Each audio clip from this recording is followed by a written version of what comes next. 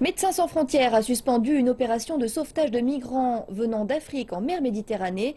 L'organisation déclare avoir sauvé quelques 20 000 personnes au cours de ces derniers mois, mais la mer est bien trop dangereuse en hiver pour poursuivre les opérations. Le périple est de plus en plus risqué alors que l'hiver s'intensifie. Médecins sans frontières a mené des opérations cruciales de recherche et de sauvetage pour éviter la noyade à de nombreuses personnes quand leur embarcation de fortune a chaviré. Mais en raison du déchaînement des mers, ils ont dû interrompre leur mission sur le trajet Libye-Italie qui était celui emprunté par les migrants africains pour atteindre les côtes de l'Union européenne. Nous avons vu trop de gens mourir en tentant de franchir la Méditerranée depuis la Libye, pour tenter en général de gagner l'Europe. Alors nous avons décidé de faire quelque chose de plutôt inhabituel pour MSF, d'entamer des opérations de recherche et de sauvetage. Désormais, nous sommes arrivés en fin d'année avec cette période hivernale et ces conditions météo, vous avez moins de gens qui effectuent la traversée. L'opération a débuté en mai 2015 et permis de sauver près de 20 000 personnes.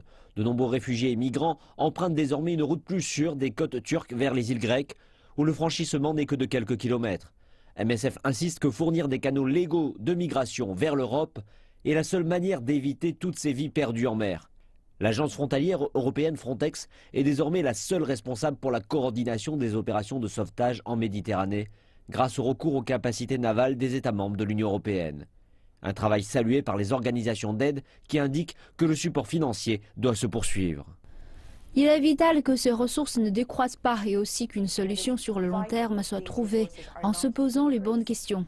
Nous devons établir une procédure améliorée dans la gestion de ceux qui arrivent, de même qu'en établissant leur vulnérabilité s'il s'agit de femmes ou d'enfants. Ceux qui sont confrontés à la violence, autant d'éléments devront être mis en place. Il ne faut pas oublier les inquiétudes sécuritaires croissantes. Plus de 3 700 personnes sont mortes en tentant de franchir la mer vers l'Europe en 2015. Et quand l'hiver touchera à sa fin, le flux de personnes devrait croître de nouveau et la pression sera sur les gouvernements européens afin de garantir que moins de personnes se noient dans les eaux en 2016.